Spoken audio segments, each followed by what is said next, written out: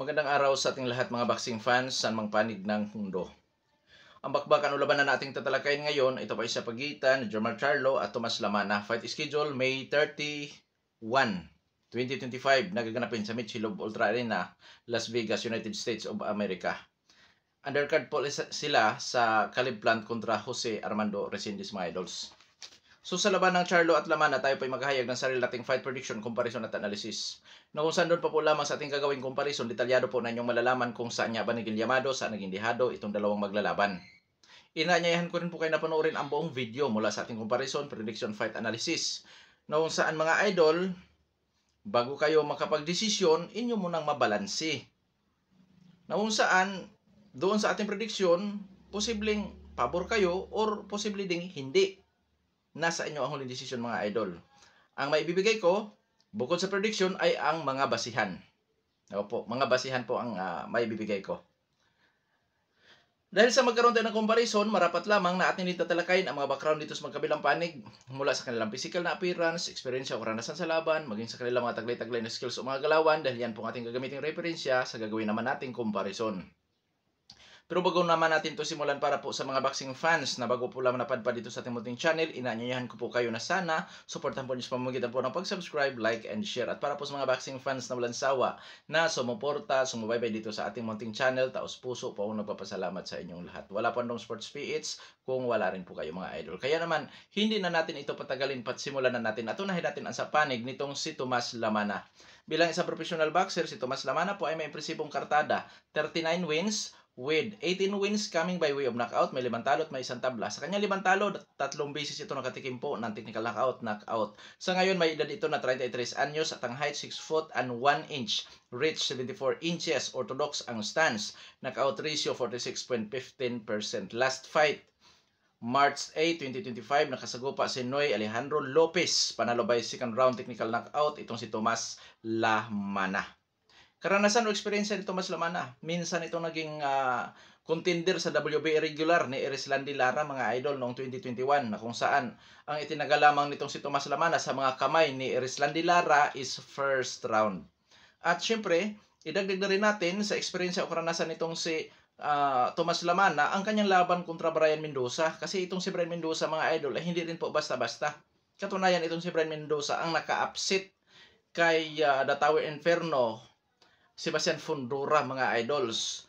Nung nagkasagupa si Lamana at itong si Mendoza, talo si Lamana by unanimous decision mga idols. Oo. So doon, malaking bagay po yun sa panig nitong si Tomas Lamana dahil nakakuha siya ng mga karanasan o eksperyensya, lalo na sa mga matitinding opponent o kalaban. So sa skills naman nitong si Tomas Lamana, boxer puncher, pressure, defensive, versatile, counter punching style. Masipag din, makamay. Masipag bumato ng mga kombinasyon, taglay ang timing, accuracy. Bagamat hindi kilalang knockout artist, pero may diin ang suntok mga idol na kung saan iniinda din ang katunggali. Oo. Sa durability, alam na natin mga idol, na kung saan marunong itong ma-knockout, which is sa kanya 5 talo, 3 beses na knockout ito. So masasabi natin, ang matindi sa kanya ay ang determinasyon kung paano siya makabangong muli. Oo. Sa depensa, average, may mga openings po na kung saan delikado din na masamantala, lalo na sa mga counter. Mid-range, close range suntukan mga idol, may mga openings ito. So sa panig naman ni Jermall Charlo, bilang isang professional boxer, may impresibong kartada si Jermall Charlo. 33 wins with 22 wins coming by way of knockout, undefeated. May edad 35 anyos, height 6 foot and 1 inch. Reach 73.5 inches. Orthodox din ang stance, knockout ratio 66.67%. Last fight, November 25, 2023. Nakasagupan nito si Jose Benavides Jr. na kung saan panalo itong si Jermall Charlo by unanimous decision. Experience ni Jermall Charlo, nag-world champion sa super welterweight division at nag-world champion din po sa middleweight division. So, 2 division world champion itong si Jermall Charlo. Ngayon, sa kanya namang skills, para sa akin boxer puncher din, pressure, defensive, versatile, counter punching style, taglay ang liksi, hand speed, power, timing at accuracy nitong si Jermall Charlo. Oo. Sa depensa, average. Sa durability, may tibay. May tibay mga idol. So ngayon, saan kaya sila pwedeng magpangabot? So sa tingin ko mga idol, dahil itong si Charlo nangangarap na makalaban si Saul Canelo Alvarez, posibleng nasa super middleweight ito. Si Jermall Charlo po huling napalaban sa middleweight division. Itong kanya makasagupa na si Tomas Lamana ay natural na sa super middleweight division. So kung doon sila magpangabot mga idol, may mga disadvantage itong si Jermall Charlo. Una, unang sagpang niya dyan, unang mga posibleng disadvantage, kung kaya ba niyang sumalo ng suntok mula sa super middleweight division. Pangalawa, kaya ba niyang madala ang kanyang mga galawan, ang kanyang lakas doon po sa super middleweight division. Kaya kung madala, malaking bagay po yan sa kanyang ikapanalo. Pero para sa akin, disadvantage po yan dahil hindi pa natin alam kung uubra ba ang mga galawan, uubra ba ang tibay nitong si Jermall Charlo sa super middleweight division. So disadvantage para sa akin. Dahil hindi pa natin nakikita. For the first time siya doon. So ngayon, dadako naman tayo sa ranking. Si Tomas Lamana rank 44 sa super middleweight division ayon sa BoxRec. Samantalang si Jermall Charlo wala po sa ranking. Bakit? Kasi nga po itong si Jermall Charlo ay inactive. So dadako naman tayo sa physical na appearance para magiging detalyado ang lahat. Sa ngayon, may edad na 35 anyos itong si Jermall Charlo, 33 anyos itong si Tomas Lamana. Nasa kadulo-duluhang prime na si Jermall Charlo. Ganun pa man, prime ang pinag-uusapan, so pasok pa rin naman siya. Oo, pareho na sa prime pa rin naman sila maglalaban. So ngayon sa height, reach, power, kung sino po ang may kalamangan o advantage. Sa height, pareho po silang mayroong 6 foot and 1 inch. Sa reach, itong si Tomas Lamana ng half inch, which is hindi na po yan gaanong pansinin. Ngayon, dadako naman tayo sa knockout ratio. Ang knockout ratio nitong si Jermall Charlo, 66.67%. Ang knockout ratio nitong si Tomas Lamana is 46 and 15%. So, ibig sabihin, lamang sa knockout ratio, lamang sa power itong si Jermall Charlo. Ngayon, dadako naman tayo sa activity. Last fight ni Jermall Charlo, November 25, 2023. Last fight nitong si Tomas Lamana ay March 8, 2025. So, aktibong-aktibo si Lamana. Si Charlo, 18 months, kung di po tayo nagkakamali, na ito po ay inactive. Disadvantage ulit po para ito sa panig ni Jermall Charlo, mga idol, ang inactivity. Kasi mangangamba tayo kung baka ito'y pinasok sa tinatawag natin ng ring rust. Kasi nga matagal na hindi napapalaban. Ano-ano ang mga posibleng maapektuhan? Siyempre, ang buong performance ni Charlo.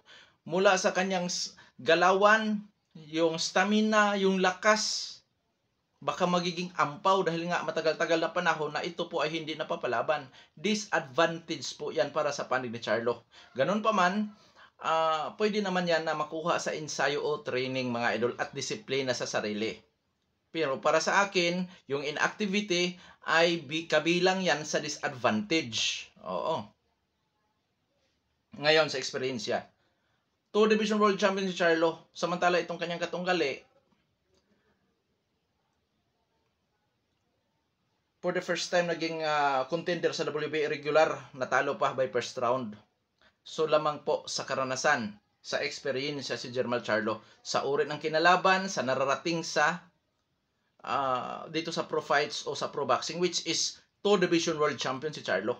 Sa skills parehong boxer puncher, pero lamang sa liksi si Charlo. Ito namang si Tomas Lamana, para sa akin, mas lamang din to sa sipag sa pagbato ng suntok. O masipag kasi ito, mga idol. Para sa akin. So, Kuya Dong Sports, sinong Llamado? Dito, mga idol, mas kilala si Jermall Charlo. Na kung saan magsisilbing Llamado dito si Charlo. Oo. Pero hindi ganun kalayo. Bakit? Dahil inactive si Charlo. Pwede kasing apektado sa ring rust ito.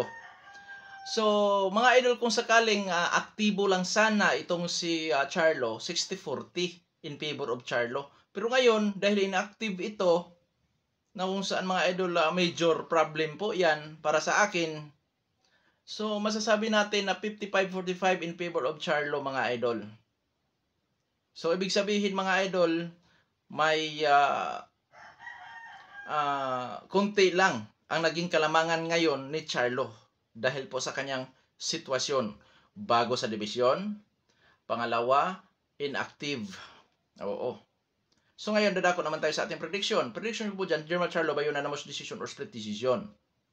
Kuya Dong Sports, may chance bang manalo si Charlo by technical knockout? Knockout? Oo naman, dahil mataas ang kanyang knockout ratio. At syempre, may mga openings din itong kanyang katunggali na kung saan may kabagalan pa nga kung gumalaw itong kanyang katunggali. So, makuha siguro Charlo yan. Ang pag-technical knockout, pag knockout dito sa kanyang katunggali, 1 to 8, posible niyang makukuha yan mga idol. Oo, posible makukuha. Pero mas ako na dahil sa bago nga sa division si Charlo, posibleng manalo lang ito sa puntusan. Pero syempre, di rin natin pagsawalang bahala yung power ni Charlo na kung saan posible makatama talaga ng solido yan. Sanhid ang ika-knockout, ika-technical knockout ni Tomas Lamana. Tandaan natin na ang knockout ratio ni Charlo, 66.67%. Mataas po yan. Kaya nga, posibleng 1 to 8. So, sa panig naman ni Tomas Lamana.